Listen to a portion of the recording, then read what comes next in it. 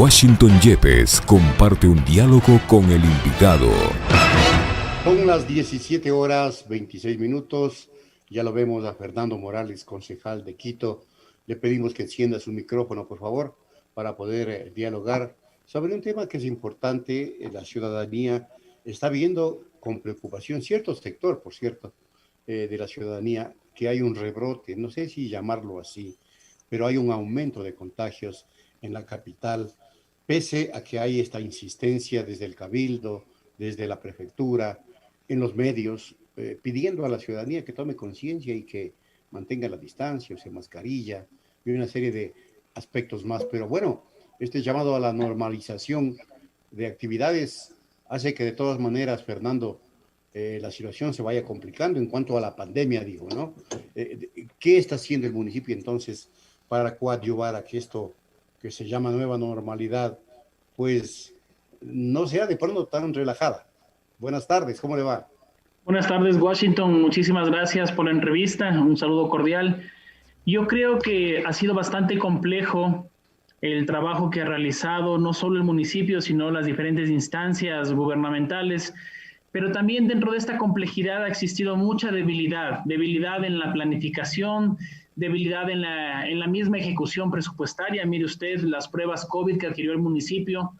Con gran aliento, todos los quiteños esperaban que tenga un muy buen resultado, y es un tema que tiene extrema complejidad, que está judicializado prácticamente en este momento. La Contraloría está haciendo un examen especial muy riguroso, y eso le da mucho que desear a los quiteños, porque si bien es cierto, ponen las esperanzas en que se adquieran cosas buenas para la ciudadanía, lamentablemente se han adquirido pruebas que dejan mucho que desear. También es importante mencionar, Washington, que los concejales hemos estado fiscalizando la gestión. Yo creo que nos hemos constituido como un motor extremadamente fuerte para poder exigir al alcalde transparencia, exigir al alcalde acciones concretas, trabajo. Hemos hecho algunas propuestas y sugerencias, muchas de ellas no se han tomado en cuenta, tal vez algunas otras pudieron haberse tomado. Propuestas como cuáles, Washington. Yo creo que Quito tiene mucha complejidad en la movilidad, el tema de las 33 parroquias rurales, las 32 urbanas, su gran cantidad de barrios. Hay puntos estratégicos donde los ciudadanos se movilizan de manera permanente, y hay puntos en los que se generan grandes aglomeraciones. En esos sectores le hemos sugerido al alcalde que se pongan islas de desinfección, como se ha puesto en otros países, en otras ciudades del mundo. Esto no se ha escuchado, pero hemos insistido y seguiremos insistiendo que el presupuesto que se tenga, sea mucho o poco, sea enfocado justamente en el tema de la salud preventiva, Washington. La salud preventiva es el lograr una cultura ciudadana de permanente desinfección, de permanente lavado de manos, de permanente uso de mascarilla. Y si logramos poner en todas las parroquias urbanas y rurales estos puntos de desinfección, pues van a ayudarle a los ciudadanos a que puedan hacer esta cultura de permanente higiene en el lavado de manos. Eso adicional, consideramos que el tema del uso del vehículo particular, en mi caso como concejal de Quito, yo considero que no se tiene en este momento un gran número de estudiantes primarios, secundarios, universitarios.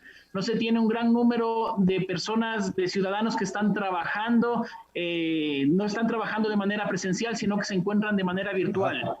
Entonces, se hacen números de un aproximado de 500,000 de personas que no se estarían movilizando a sus diferentes actividades cotidianas. Por lo tanto, eso genera una reducción en el uso del mismo transporte público. Creemos que el alcalde debe intensificar el control del uso del transporte público, con el aforo sí al 50%, pero que realmente las agencias municipales logren ejecutar ese control. Es mucha propaganda, pero muy pocas acciones concretas. Control en el transporte público debe ser eficiente, control en el espacio público debe ser eficiente, las ordenanzas las tiene, inclusive antes de la pandemia. Y dentro del tema de la movilidad, creemos que se debe permitir el uso del vehículo particular, la motocicleta, y fomentar el uso de la bicicleta, construir más ciclovías, y que sean ciclovías articuladas, circuitos articulados que permitan a los ciudadanos utilizar a la bicicleta como uno de los principales medios de transporte dentro de la ciudad. Esto creemos que no ha ocurrido, estamos insistiendo en que el alcalde haga este tipo de acciones, que regrese a ver a estos sectores y que el tema del hoy no circula o del hoy circula, que antes era el pico y placa, debería, y le hemos hecho un llamado público al alcalde, debería tomarse en cuenta y considerarse para que los ciudadanos utilicen el mayor tiempo posible su vehículo particular, porque con su vehículo particular logran dos cosas. Primero, movilizarse protegidos en la moto o movilizarse en su carro particular, están evitando el virus. Y la segunda cosa, también pueden reactivar de alguna manera su economía propia, porque las personas que se movilizan a trabajar en su gran mayoría. Muy pocos serán los que estén movilizándose por un asunto de paseo o de confort. Las personas se movilizan a trabajar. Y si les quitamos esa facilidad o les prohibimos el uso del transporte particular, pues obviamente van a tener que empezar a utilizar otros mecanismos. Entonces, controlar el aforo del transporte público, permitir el uso del transporte particular, podemos regresar al pico y placa o al hoy no circula, dándole un día a ese vehículo para que no se movilice, pero esta suerte de estar haciéndolo de manera rotativa, que sí va a ser, y luego ya se cambió nuevamente y que se va a hacer pasando un día, lamentablemente le perjudica a los ciudadanos y no se permite dinamizar ni la economía ni protegerles del virus, que es la prioridad. Correcto, Fernando. Otra cosa más. En cuanto al salvoconducto, este ha sido polémico siempre desde que el COE nacional comenzó a emitir los salvoconductos. ¿El municipio cómo está lidiando con esta situación? Y permítame aquí hacerle pedirle, mejor dicho, una información particular desde el gremio de los comunicadores. Los comunicadores sociales podemos, por nuestra profesión, movilizarnos con nuestra credencial únicamente, porque me ha pasado personalmente, y por eso hago este cuestionamiento, que de pronto le cuestionan a uno que está circulando pese a indicar la credencial. Y entonces uno no sabe qué hacer. Le pido por favor aclaración a estos dos inquietudes. Sí. Bueno, lamentablemente las acciones que ha tenido el municipio han sido extremadamente ambiguas. No ha tenido una claridad en la ejecución y el control justamente de estos salvoconductos. Yo creo que lo que le ha pasado a usted en el gremio de los comunicadores, también le ha pasado al gremio de los abogados, también le ha pasado a diferentes sectores que están justamente ejecutando su trabajo, dinamizando la economía, buscando el pan de cada día. No han logrado, el municipio en este momento tiene la competencia de salvoconducto. Antes, cuando estábamos en el tiempo del estado de excepción, lo tenía pues otra entidad. También hubo ahí malos entendidos. Ahora, el municipio dice que va a hacerlo de mejor manera, pero le quiero aclarar que los primeros días la plataforma estuvo colapsada, caída, no funcionaba, ¿sí? Se ha hecho este tema de los salvoconductos una suerte de viveza criolla para quienes están controlando, no todos, pero sí algunos sectores han empezado a exigir rubros, coimas, dineros, porque imagínese usted que me digan, este mes sí circulo, el otro no circulo con el impar, con el par, o puedo, no puedo, empiezan a confundir a la ciudadanía, entonces no hay una certeza por ese lado. Ahora están iniciando la ejecución de los salvoconductos. Se entendería que varias profesiones, incluida la suya, debería estar tomado en cuenta, pero debemos exigir claridad y ha sido lo que le hemos solicitado al alcalde de manera urgente, exigir esta claridad en si se puede o no se puede, y es evidente que profesiones como las de ustedes, como las de los abogados, que están en permanente movilización y ejercicio profesional, deben y deberían tener pues un permiso y un salvoconducto con muchísimas más facilidades. Evitando... O utilizar la credencial. Claro, la credencial debería ser el único medio. El único salvoconducto. Entonces, en el caso de los abogados, lo mismo. En el caso de muchos funcionarios de determinados sectores también, de la producción o estratégicos, los servidores públicos también deberían tenerlo. No se puede exigirles. Imagínese usted, va a hacer una cobertura y le terminan deteniendo. ¿Con qué sentido? Entonces, su credencial debería ser el documento habilitante más sencillo y más eficaz. Correcto, gracias. ¿Cómo estamos ahora en el tema contagios? ¿Qué sectores continúan siendo críticos o calientes, como se llama técnicamente? Y también el tema sanitario.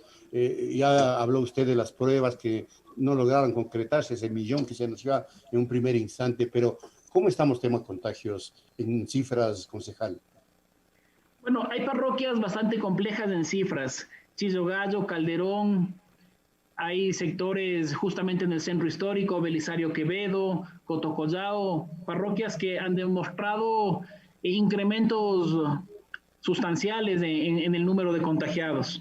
Pero yo no quisiera decir que es únicamente esa parroquia donde está el foco de infección. Primero, yo creo que se arrastra un número de pruebas que no han sido procesadas a tiempo. Eso es un primer elemento. Un segundo elemento es evidente que al no tener ahorita el estado de excepción y al tener mayor libertad, muchas personas han lanzado un mensaje, y yo creo también que eso es responsabilidad del gobierno y debe el gobierno central emanar y emitir un mensaje adecuado, correcto, donde se evite el relajamiento social. Estamos en el peor momento de la pandemia. Cuando había pocos casos, nos enviaron al confinamiento. En este momento las cifras son incontenibles. Ni siquiera se sabe si las cifras que se emiten son reales o no son reales. De unas 2 semanas de acá se incrementaron solo en Quito más de 10,000 casos aproximadamente. Pichincha está encabezando el porcentaje de contagiados. Entonces, en este momento yo creo que lo que tiene que hacer el gobierno, porque ha demostrado lamentablemente que no se tiene la capacidad ni la cobertura sanitaria adecuada, es hacer un llamado al no relajamiento social, hacer un llamado extremadamente fuerte, poner desde las diferentes entidades gubernamentales a todo nivel de gobierno, exigir que se pongan estos puntos de desinfección en las parroquias, en los barrios, adicional a las paradas de buses que ya hay, pero en todos los sectores, para que los ciudadanos puedan permanentemente hacer una acción de desinfección, puedan permanentemente hacerlo y con eso generar esta cultura. Lamentablemente vamos a tener que vivir con este virus. Imagínese usted, las pruebas todavía están avanzando, no se tiene una vacuna. Una vacuna. No se tiene una vacuna. Yo en eso también soy bastante crítico. Lamentablemente el alcalde está entrando en una suerte de generarle una expectativa a la ciudadanía que ya se va a adquirir una vacuna. Cuando primero, si es que realmente ya hubiera una vacuna, tiene que esto canalizarse, obviamente, primero desde el gobierno central. Y por eso vamos a exigir al gobierno central que esté de turno, a quien esté de turno, que esté de manera permanente, exigir que esté de manera transparente y que no se haga de la vacuna un negociado. Eso ya sería la cita del pastel que le falta al Ecuador.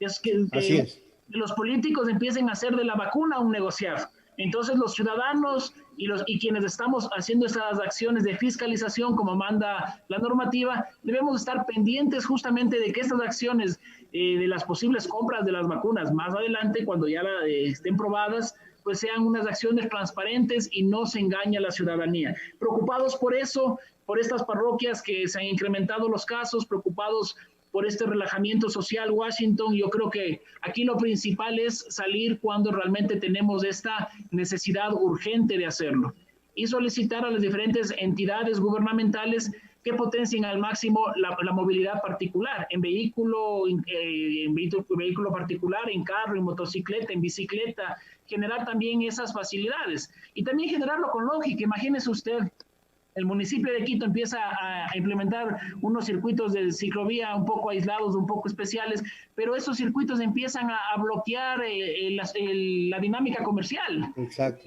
Los diferentes restaurantes, los diferentes sectores comerciales no pueden ser aislados y bloqueados por las ciclovías. Las ciclovías deben tener una lógica de circuito distrital. No puede ser únicamente un pedacito aislado o un pedacito para contentar un sector. Tiene que generar una conectividad y tiene que inclusive pensarse en la arteria principal que es el metro de Quito, que estaría en teoría próximo a inaugurarse, para que puedan las bicicletas utilizar estos circuitos y puedan llegar de manera dinámica a los diferentes sectores teniendo facilidades, parqueaderos y que sea uno de los principales. Y por qué no decirlo, el principal modo de movilización, la bicicleta, un circuito de bicicleta, una dinámica de bicicleta, un sistema metropolitano de movilidad de la bicicleta en Quito. Una última cosa, recursos. Guayaquil presentó una acción de protección y un juez en 72 horas obligó a que el gobierno pague. No sé si lo vaya a hacer el gobierno. ¿Qué está haciendo el municipio de Quito para que se les devuelva al menos el IVA? Bueno, ya hemos impulsado varias resoluciones exigiendo al gobierno central que los recursos los entregue de manera inmediata. Yo creo que no hay que descartar también acciones legales. Si los recursos no son entregados, seguir, hay que ver también ejemplos positivos y negativos, y los positivos habrá que seguirlos. Lo que ha hecho Guayaquil no hay que descartarlo de manera inmediata, exigir esos recursos, pero sobre todo los recursos que llegan al municipio o llegan a una entidad gubernamental que invierte en la ciudadanía, que hace este tipo de inversiones, tiene que hacerlo de manera adecuada y correcta y planificada. No puede invertirse más de 4 millones en unas pruebas que no han funcionado, no puede invertirse 650,000 adicionales en eso, tiene que invertirse los pocos recursos que se tengan, pero sobre todo en mecanismos de salud preventiva que puedan permitir a la ciudadanía lograr una dinámica en la que podamos controlar el virus. Es la única forma. Usted puede invertir en un montón de temas como lo hacen las entidades públicas, en PAC, POA y esto, pero en este momento ya no se tienen los recursos que antes tenía el Estado, no hay una bonanza, hay una crisis económica. Cada centavo tiene que ser correctamente invertido. Esos recursos deben ser vigilados, fiscalizados e invertidos únicamente para los ciudadanos y de manera adecuada. Correcto, muchas gracias a Fernando Morales, concejal de Quito, que nos acompañó en la tercera emisión de Punto Noticias. Hasta pronto. Muchas gracias, Washington. Un gusto. Punto Noticias. Estamos cerca de usted.